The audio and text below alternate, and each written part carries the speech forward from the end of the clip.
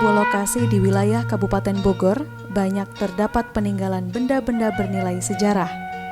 Letaknya di wilayah barat Kabupaten Bogor, tepatnya antara Kecamatan Ciampea dengan Kecamatan Cibung Bulang.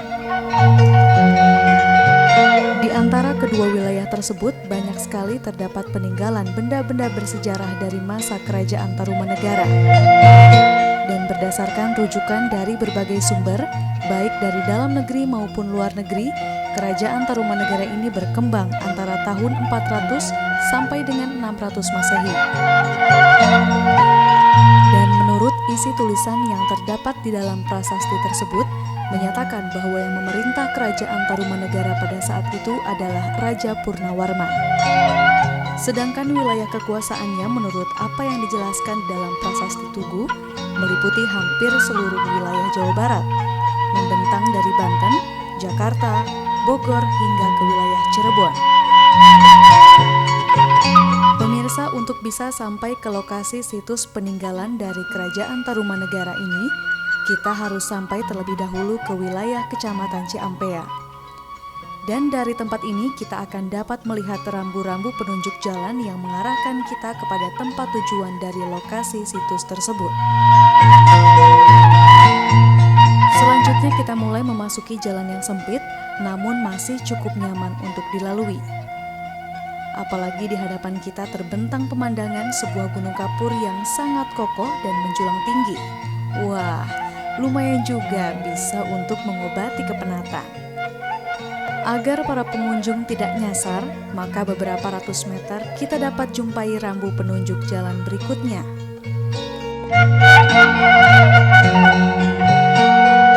Bagi pengunjung yang menggunakan kendaraan roda 4, diharapkan tetap berhati-hati mengemudikan kendaraannya.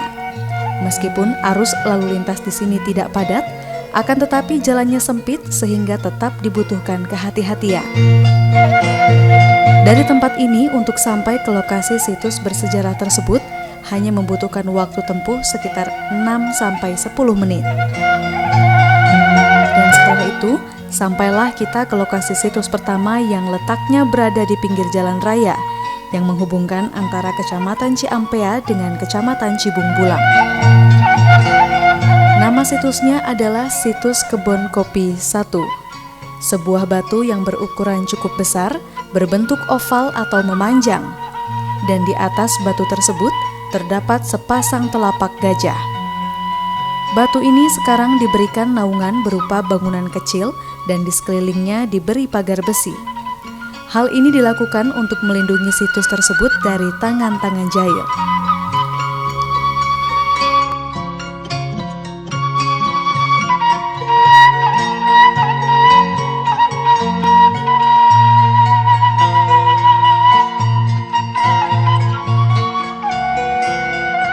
Selanjutnya tidak jauh dari situs yang pertama, kita dapat jumpai sebuah situs batu bertulis dengan ukuran yang sangat besar yang lebih dikenal dengan sebutan Batu Tulis Ciaruten.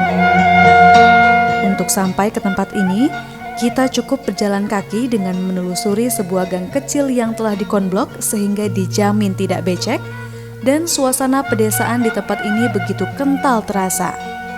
Karena di sebelah kiri gang ini telah banyak dihuni oleh masyarakat, sehingga tempat ini tidak lagi terasa terpencil. Sebuah pagar besi berdiri kokoh memagari areal situs Batu Tulis Ciaruten ini, dan dari depan pintu gerbang dapat terlihat sebuah bangunan kecil sebagai tempat situs Batu Tulis Ciaruten diletakkan. Ada sebuah papan peringatan yang ditujukan bagi para pengunjung.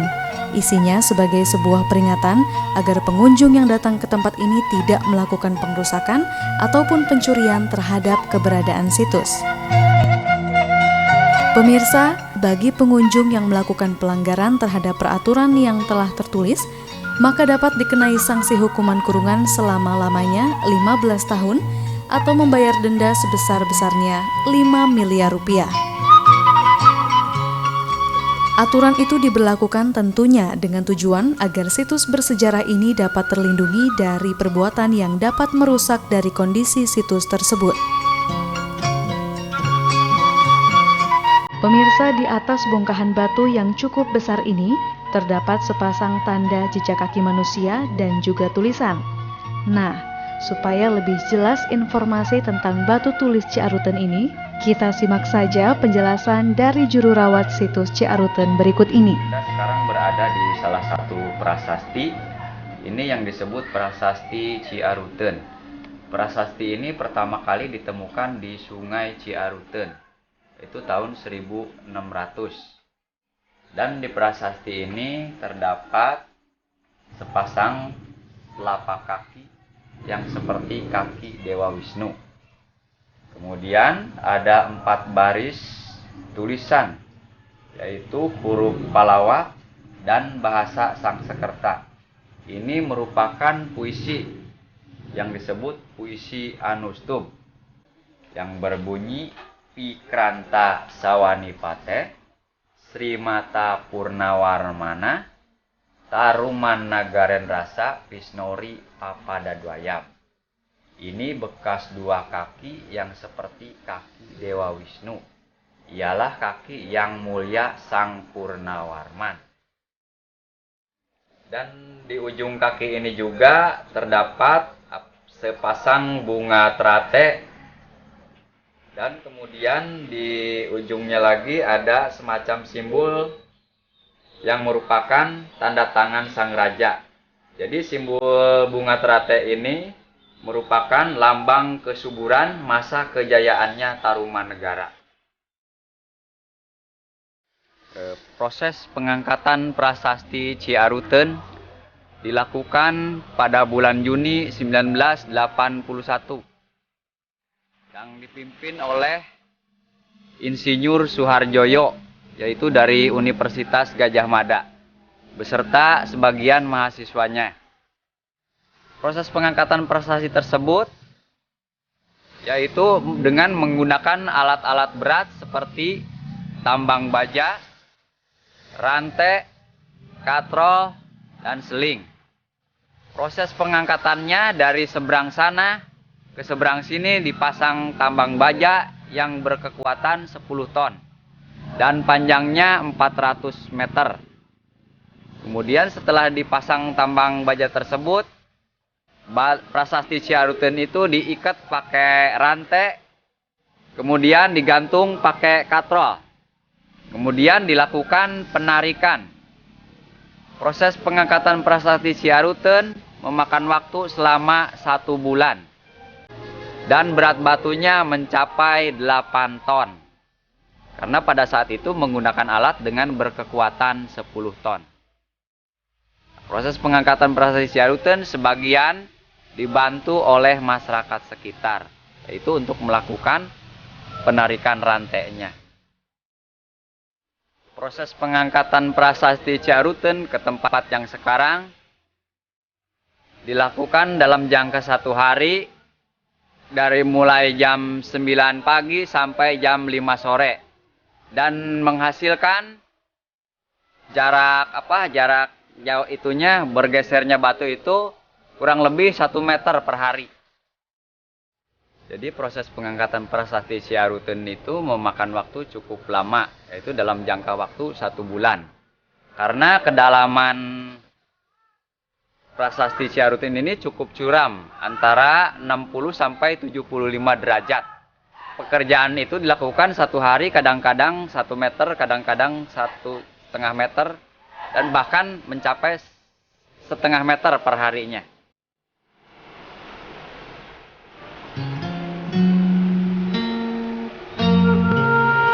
Pemirsa, selain situs batu tulis ini, ternyata masih ada situs batu bertulis lainnya yang lokasinya berada di pinggir sebuah sungai, yaitu pertemuan antara Sungai Cisadane dengan Sungai Cianten.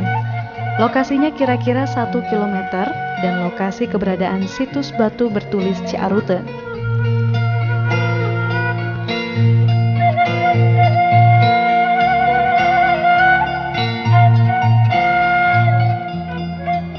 Ini adalah jembatan yang menghubungkan Kecamatan Ciampea dengan Kecamatan Cibung Bulang. Namanya Jembatan Cidoko. Dan di sekitar aliran sungai inilah terdapat situs batu bertulis lainnya. Pemirsa, dengan sedikit menyusuri pinggiran Sungai Cianten, tak lama kita sudah sampai ke tempat situ batu bertulis lainnya yang diberi nama Situs Muara Cianten. Namun sayangnya, karena tidak terawat, kondisi situs Muara Cianten ini sangat mengkhawatirkan. Tulisan yang terdapat di atas bongkahan batu besar ini sudah mulai pudar karena setiap hari selalu tergerus oleh arus air Sungai Cianten.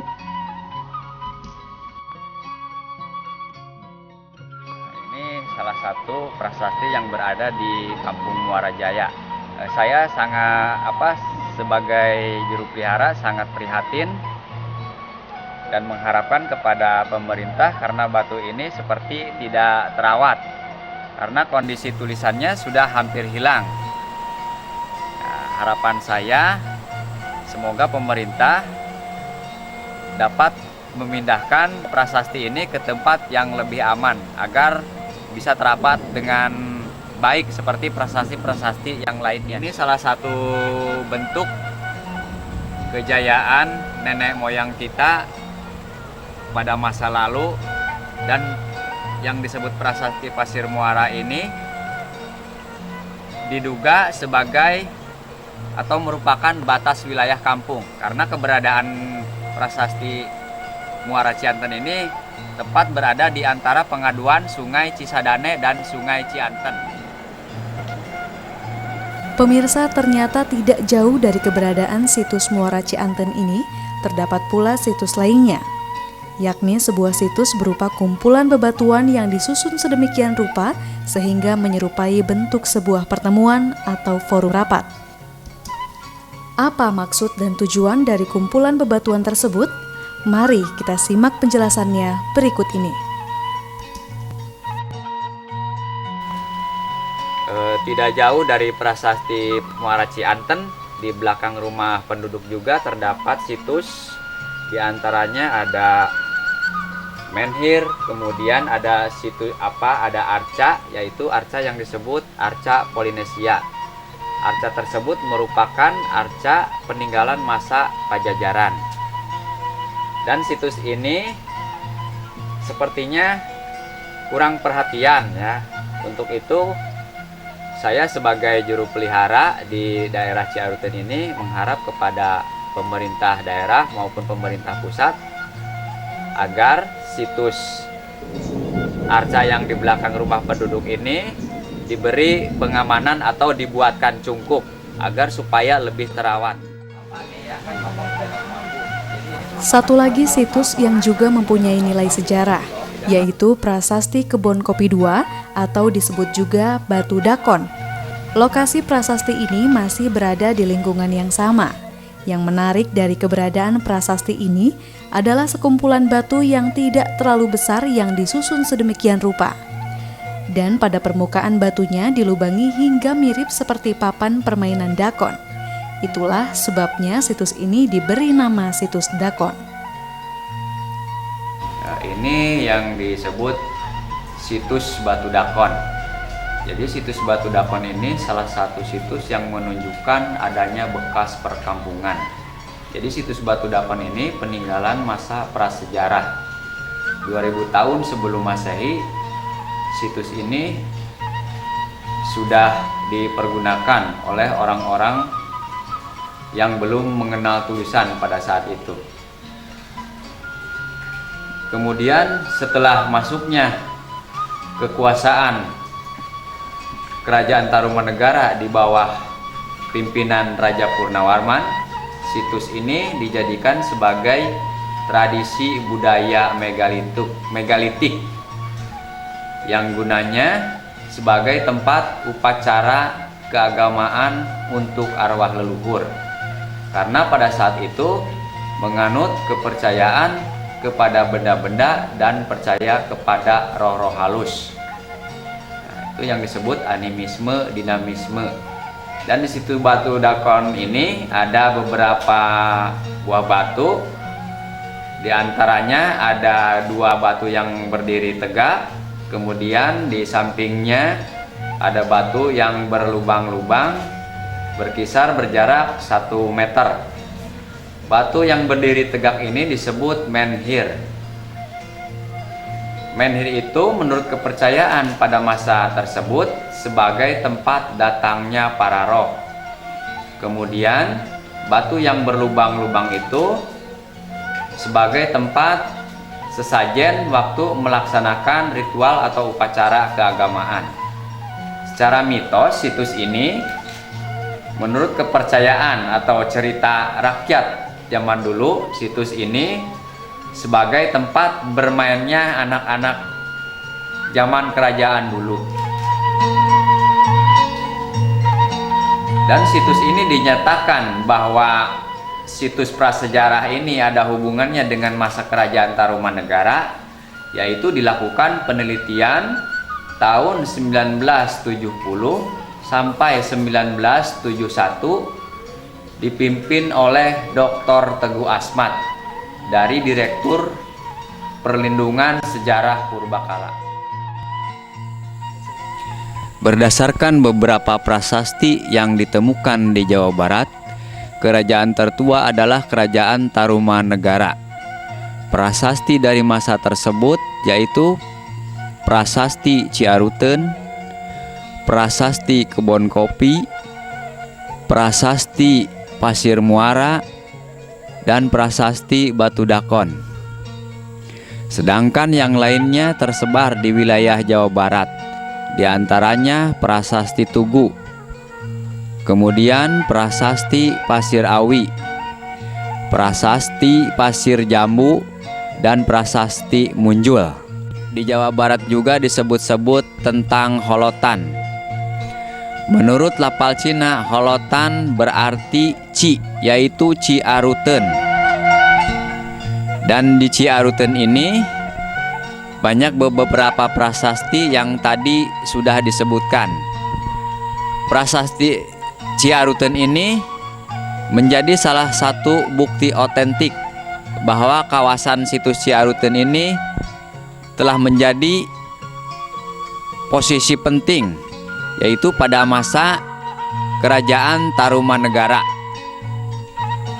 yang di bawah kekuasaan Raja Purnawarman.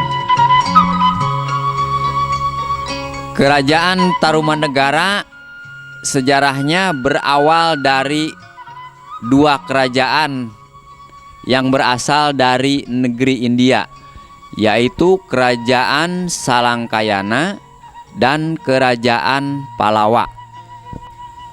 Tahun 314 Masehi, di India pada saat itu terjadi peperangan antara tiga kerajaan. Yang pertama Kerajaan Salangkayana, kemudian Kerajaan Palawa, dan Kerajaan Maurya. Setelah terjadi peperangan kerajaan tersebut, dua di antaranya yaitu Kerajaan Salangkayana dan Kerajaan Palawa menyeberang lautan dan menyeberang ke pulau-pulau, di antaranya ke daerah Semenanjung Melayu, Pulau Jawa, Sumatera, dan Yawana. Tahun 348 Masehi, seorang raja yang bernama Maharsi Jayasingawarman menyeberang ke Pulau Jawa dan menetap di Jawa Barat. Dan di situ Maharsi Jayasingawarman mendirikan desa di tepi Sungai Citarum. Lama kemudian desa tersebut berkembang karena banyak penduduk dari desa-desa lain dan ikut menetap di situ. 24 tahun kemudian desa tersebut menjadi sebuah kota dan dijadikan sebuah kerajaan dan diberi nama Kerajaan Tarumanegara. Jadi nama Kerajaan Tarumanegara diambil dari nama Sungai Citarum. Pemirsa, sebenarnya masih banyak situs-situs lain yang terdapat di wilayah ini. Bahkan masih banyak juga situs di wilayah lain, namun masih memiliki hubungan erat dengan keberadaan situs di wilayah ini. Sayangnya kami tidak dapat menayangkan secara keseluruhan dari keberadaan situs tersebut. Namun demikian, apa yang telah kami tampilkan tadi dapat memberikan sedikit gambaran tentang keberadaan sejarah masa lalu masyarakat Bogor yang berasal dari zaman Kerajaan Tarumanegara. Semoga di tayangan berikutnya kami dapat sajikan secara lengkap tayangan sejarah tentang Kerajaan Tarumanegara.